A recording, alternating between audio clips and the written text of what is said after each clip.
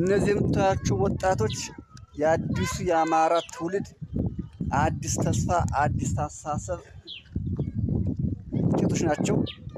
በአጋጣሚ በሳሲት ከተማ ያገኘኋቸው ናቸው።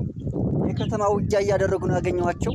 እንደምታያቸው አዲሱን የአብይ አህመድ የብልጽግና መሳሪያ በማዘጋጀት ከተለያዩ ከአካባቢው ካገኟቸው ማቴሪያሎች በማዘጋጀት የከተማ ላይ ውጊያ ሲያደርጉ ነው ያገኘኋቸው። በአጋጣሚ ነው ፎቶ ያነሳኋቸው።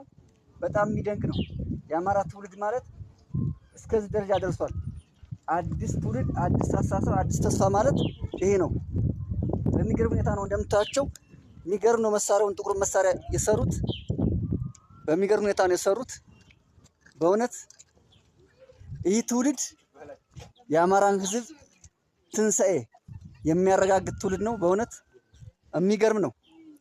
አብይ እያመጣ ለፋኖ የሚያስረክበውን መሳሪያ እነሱ ደግሞ እዚህ እየሰሩ እየተለማመዱ ይገኛሉ። እንደምታዩቸው በሚገርም ሁኔታ የከተማ ላይ ውጊያ ሲያደርጉ ነው ያገኟቸው። ይህን መሳሪያ አዘጋጅተው እና ይህ ትውልድ ለአማራ ሕዝብ መነሳት በትክክልም ጊዜው አሁን መሆኑን የሚያመላክት ትውልድ መሆኑን ነው የተረዳሁት። እንግዲህ ትውልዳችን ይህን ይመስላል።